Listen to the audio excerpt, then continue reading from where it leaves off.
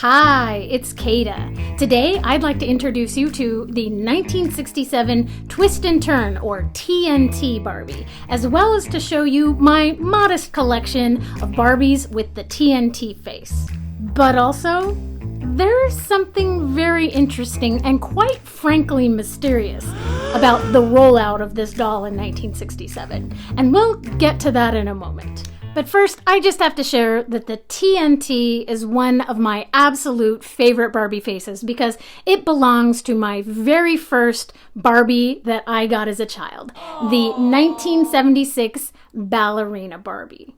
But beyond just the nostalgia for me, you can't deny that the TNT is a beautiful Barbie face. The 1967 replaced the original Barbie face and body from 1958. The TNT had a softer, younger look with bigger eyes and a slightly open mouth compared to the expression of the previous Barbie faces. She still wasn't smiling yet, though. That would come later. The TNT body was also new. Before 1967, Barbies had really rigid torsos and usually unbendable legs. But the Twist and Turn Barbie introduced the twisting waist feature, and all of them had bendable legs, allowing Barbie to move and pose. By the early 1970s, other face molds began to appear, such as the Steffi and, of course, the Malibu Barbie. But the TNT face continued to appear on Barbies well into the 1970s. And that's the era of most of my TNT collection, with two fun exceptions. So here are my two 1967 Twist and Turn Barbies. They came in 5 different hair colors, each with really fun names. This one is the Go-Go Coco, and this one is the Chocolate Bonbon. I found both of these at the thrift store. This one is in excellent condition, except for maybe a little bit of a loose leg, and she had a missing nose, and part of her lips and chin were gone too. I did a video trying my best to fix that. It didn't really turn out very good. I must say, it was quite a fail. But I've touched it up a little bit since then, and I'm thinking not too shabby. Maybe more of a 10-footer though, huh? Still, I absolutely love these Barbies. Such a great look. These are not their original outfits, of course, even though both of these are vintage Barbie clothes. Their original outfits were swimsuits. Yet again, Barbie was sticking with the swimsuit. No wonder there were so many great fashion facts.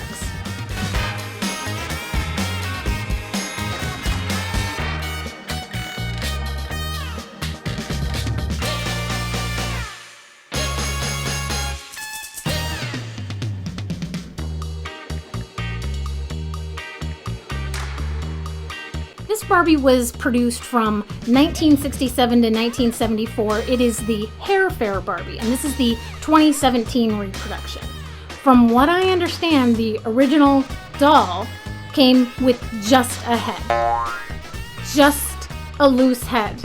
And she also came with 4 or 5 different wigs that you could put on her, and then supposedly back then you could swap out the head with your TNT body. But I've been too afraid to try it with my vintage TNTs, so fortunately the reproduction came with a body. And this is her original outfit. She looks really good with the long blonde wig, but I actually prefer her with this short bob.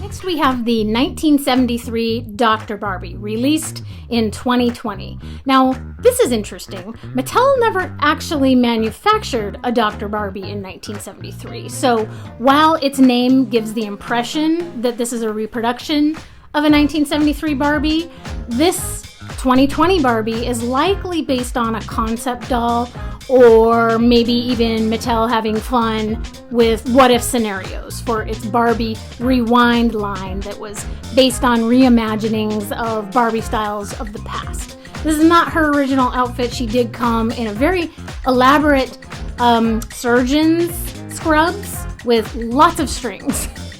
But I love that they gave her the twist and turn face.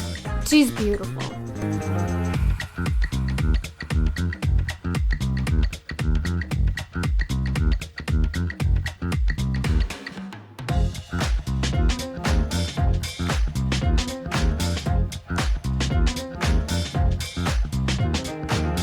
Next, we have the 1975 Free-Moving Barbie.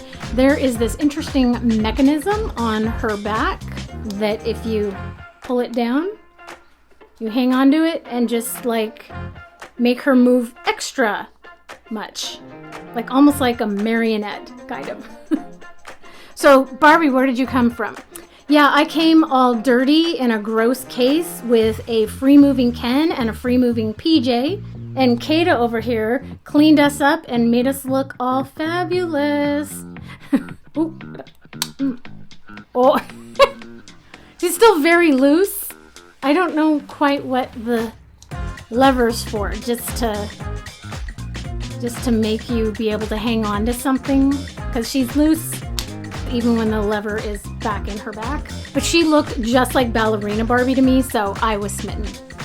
This is not her original outfit. This is actually the 1977 Superstar Christie dress, so I think it is just very flattering on this doll.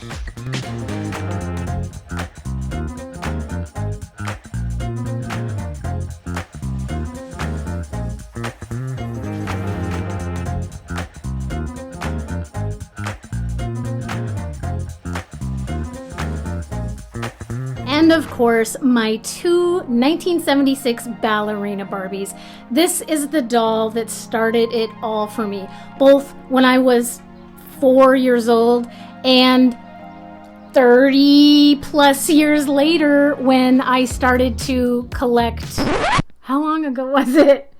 No, it was more like 40 years later. Wow. Okay. 40 years later, during the pandemic, when I was feeling extremely nostalgic and thinking, why don't I get my favorite Barbie from when I was a kid? That opened the floodgates, and here we are. So, of course, this is the original outfit. This one's just a fun one. You may notice that there's two different hair colors. This one's more of a honey blonde. This one's the platinum blonde. Yeah, I bought this one first on eBay. Like I said, it was the first doll ever that I purchased as an adult. And when I got her, I recognized right away that her hair wasn't quite right.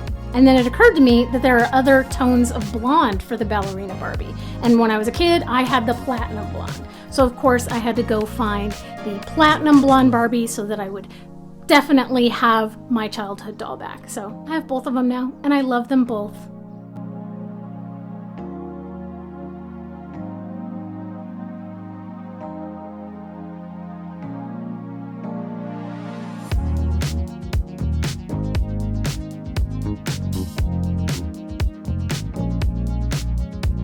So these two honorable mentions are from the 2003 One Modern Circle doll series.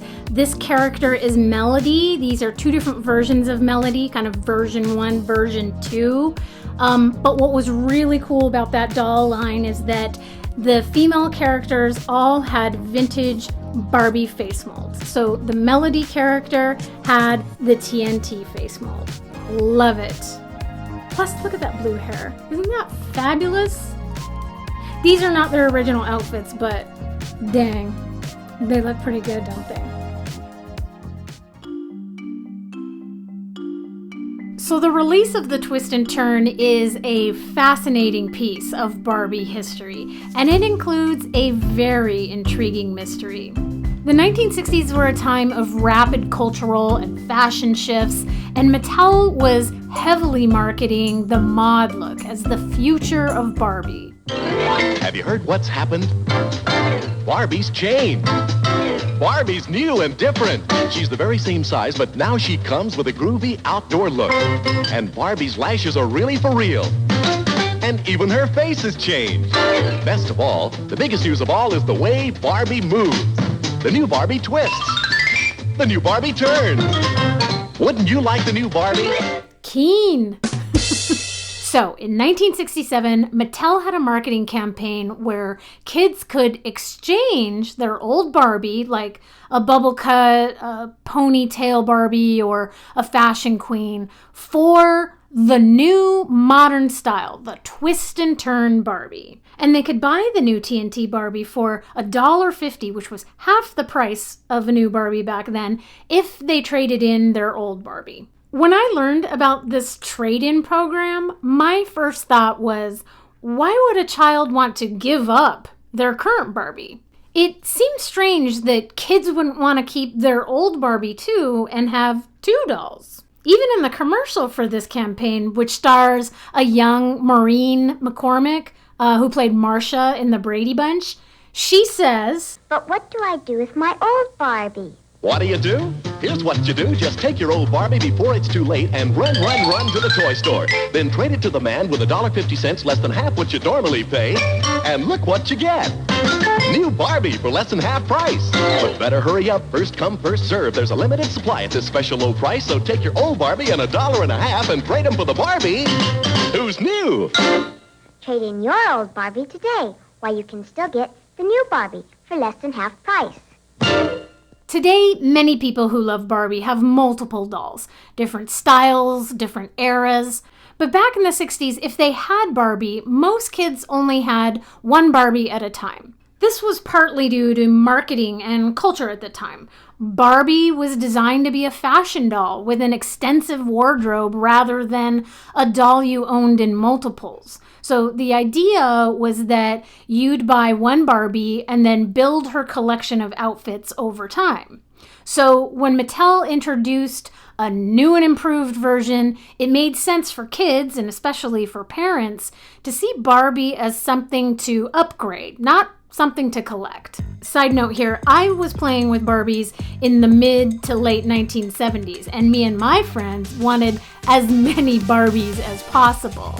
But by that time, Mattel had expanded Barbie's world dramatically, releasing a wide variety of dolls rather than just different outfits. So this made owning multiple Barbies more desirable, especially when each new doll had a unique look or outfit or gimmick.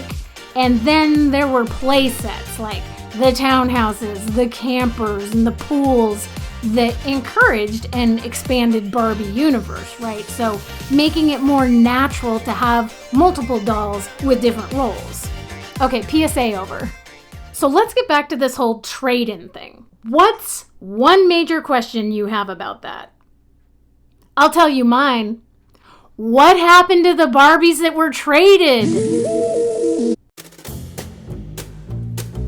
The fate of the traded-in Barbie dolls from Mattel's 1967 Twist and Turn trade-in program is one of the greatest mysteries in Barbie history.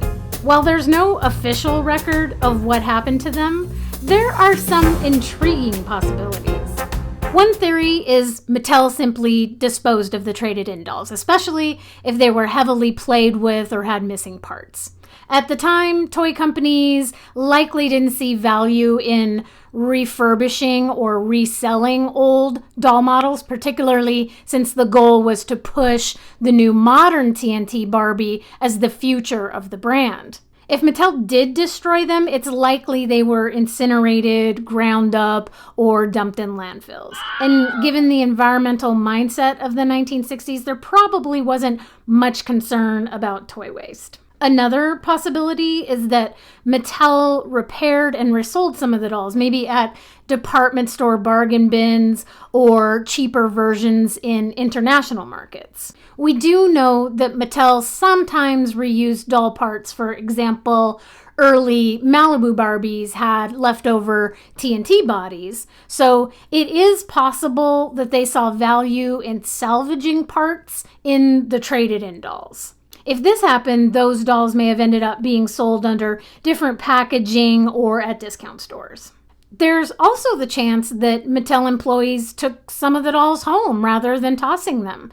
In many industries, when older products are phased out, employees sometimes get access to scrapped items. So if that happened, it's possible that some of these dolls ended up in private collections. But the most exciting theory is, what if Mattel kept some of them? Toy companies sometimes archive past products, either for reference or legal reasons.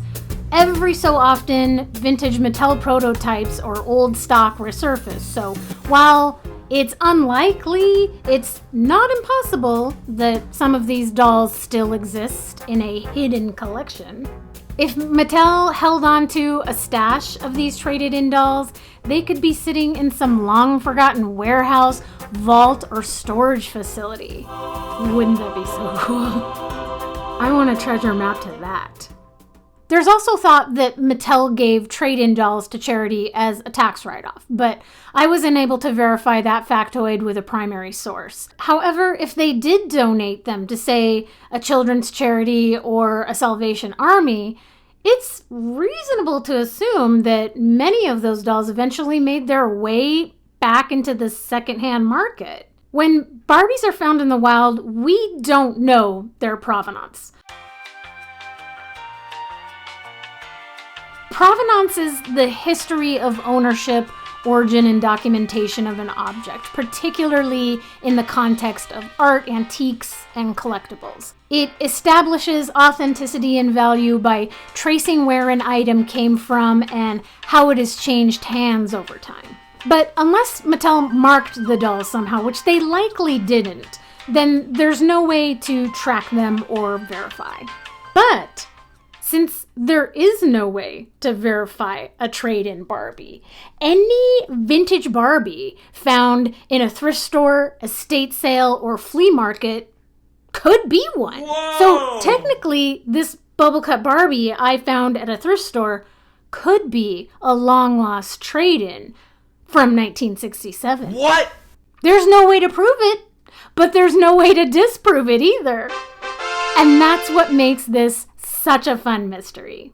So, what are your theories on where the traded-in Barbies of 1967 went? Let me know your thoughts in the comments. And do you have any Barbies with a mysterious past? Maybe you have a traded-in Barbie doll and you don't even know it. It's fun to think about, huh? Anyway, thanks so much for watching today. I hope you enjoyed my video. If you did, please like and subscribe, and I'll see you next time. Bye!